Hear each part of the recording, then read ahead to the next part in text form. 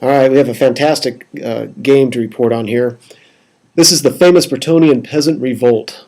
As most of you know, I play a Bretonnian army, and I have an opponent here who also plays Bretonnians.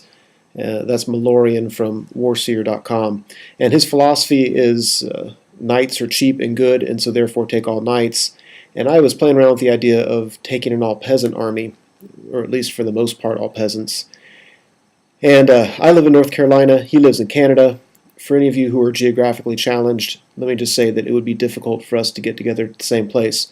So what we did is we set up the game at his house, and he proxied all the bottles, and he did all the rolling and all the movement, sent me pictures, and I told him how to move my guys.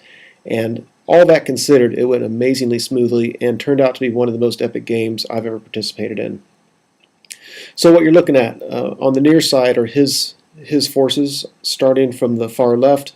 He has Knights of the Realm, Knights of the Realm, Knights of the Realm, Questy Knights, 7 Grail Knights of the Damsel, Knights Errant, 5 Pegasus Knights, and Knights of the Realm. On my side, left to right, I've got 5 Knights of the Realm with my Lord level General, and Bretonnians are required to have 1 unit of Knights of the Realm, that's why I have them. I've got 5 Fast Cav, there's a Trebuchet on the hill, 30 Men-at-Arms. Then there's 10 Men-at-Arms, and directly behind them are 30 more Men-at-Arms. There's a Grail Relic, and then another bunching of 10 Men-at-Arms with 30 Men-at-Arms behind them. My BSB on foot is with that back unit. Next to the woods, I have 20 Archers with defensive stakes. In the woods, I have 20 Skirmishing Archers. To the right of the woods, 5 Fast Cav, 2 groups of 10 Bowman Archers. Behind them is a Trebuchet, and between the 2 Bowman units, there is a knight. He's a paladin who has the stubborn virtue. Whew. So, we both prayed because my Grail Relic and my knights both had a ward save. So I win the roll to go first. I can move up, as you can see on this side.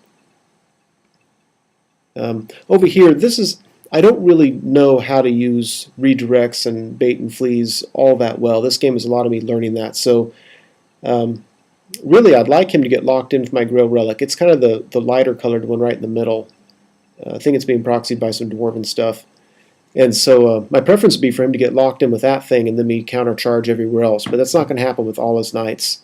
So really I just pushed the smaller units out there, and then I was just waiting to see what was going to happen. Since he has his knights in the hill in the lower left corner, I put my Fast Cav on the left facing so if that moved up I could get some kind of flank charge or something. I really just want my Fast Cav to keep that unit back a little bit so that my Knights of the Realm have some opportunity to come more towards the middle and help out with the fighting. So his turn, he moves up as if he's not afraid of me. Arrogant little knights that they are. Peasant's turn 2. This ended up being a monumental mistake, but my thought here was I took 2 units of archers and charged those Pegasus Knights. And my thinking was those Pegasus Knights would tear up the archers in front of them. They wouldn't hurt my big block of skirmishing archers all that much.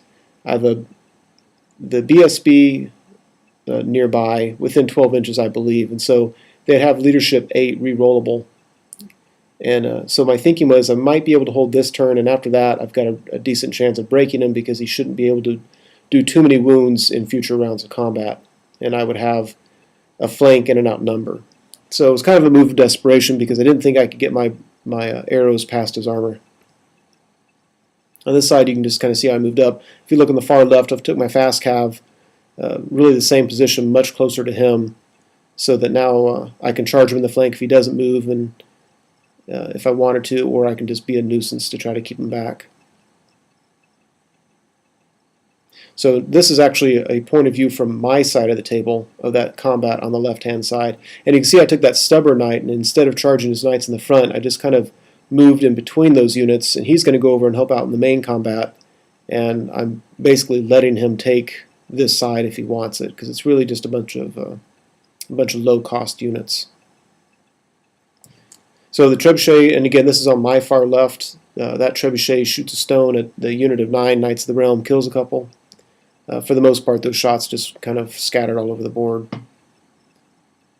And another look from Peasant's turn 2. There's a bunch of dead archers because Pegasi are really, really tough in combat. What hurt me here is that he broke me, and he chose to pursue the skirmishing archers, and so that took him within easy sight and charge reach of my ranked up bowmen who were supposed to be holding that flank. I didn't think he'd be able to get through the woods, and if you come into the front of that unit, those defensive stakes negate all charging bonuses, and that would have been helpful. But now he has those Pegasus Knights getting a flank charge on me, so that was a very, very, very unfortunate side effect of a very bad decision. So that's how we're looking.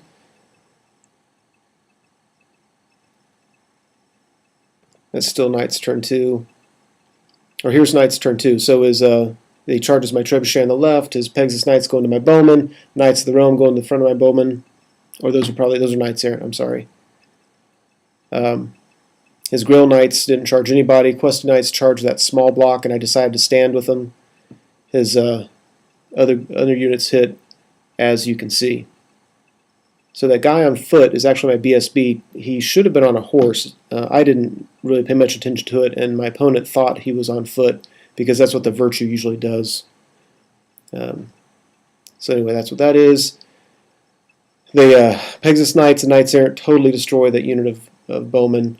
That big block at the bottom fled a charge from his Grail Knights, which is why they were up there not in combat. But the Grail Relic stood, and the unit just to the side of him stood. Now I've got another big block to the right of that, and my Knights of the Realm to the right of that. So I was very, very excited with how that looked. I don't like how my left flank is totally crumbled, but I have a lot of faith in that Grail Relic. So that's another look at the board at the end of his turn. So I've got him nice and held up there in the middle on his right. I'm in a lot of danger, but overall I can't complain too much. So Peasant's turn 3. I take my BSB and my Stubborn Knight charges Grail Knights, just hoping to stick around for a little bit so that they can't do a lot of damage that I know they can. If you look at the very top left, I rallied that big block of 30 Spearmen. His Knights Errant and Pegasus Knights can't charge me on his next turn, so I'm going to be able to get a charge into him, but only if I can hold up those Grail Knights. Well, my Stubborn Knight was too far away, and because he thought my BSB was on foot, he was too far away. So I don't know if that was better or worse for me, but that's how that played out. So on this one, I have my Knights of the Realm, which is being proxied by those Vampire Counts models there. Those are my far right. It came charging in, hit the flank of his Knights of the Realm, killed a couple, beat them in combat, and they ran away. And I was kind of operating blind on this, and I didn't realize how it was structured. But I took my Spearmen and pursued with them, but I didn't pursue with my Knights because I wanted my Knights available to keep on going down his flank. But of course what happened is those Spearmen went a quarter of an inch and then bumped into my Knights. And so now I'm all kind of jumbled up, and it was kind of pointless. So, but anyway, Grail Relic is doing its job. It's staying alive. It's stubborn with a reroll because of the BSB nearby, so very happy with that. And I don't like that I didn't chase down his Knights because I need to get those guys killed when I can. But I think his next unit of Knights are in a lot of trouble. And I believe his BSB is in that unit. Yeah, his BSB is in that unit, so that should help me. So this is the same thing, just a view from the other side of the table. So Knight turn 3. If you look at the top, his Questy Knights charging my Grail Relic. He's trying to get all the kills he can because he sees that Grail Relic really isn't going anywhere. His Grail Knights charge my fleeing unit of men-at-arms and then overrun into that big block that had just rallied. This is on my far left. I have my bowmen just walking around not knowing what they're doing. These are the Knights that beat the Trebuchet and ran off the board, and they've now come back on the board, and now there's nothing I can do because I wasn't paying attention to those bowmen. Grail Knights hit that unit of mine that had just rallied and was set up for a charge into his Knights Errant. He beat me in combat pretty easily, chased him off the board, and my left flank is totally gone. But the Grail Relic holds, and I'm set up for a charge into his flank with my general with his Knights of the Realm. There's another look from the opposite side of the table. So again, it's bad news that he rallied his Knights. What I need to do is beat him in combat on my next turn when I charge, and I need my Lord's unit to get a really high pursue roll and go into the front of that knight unit before he can charge me.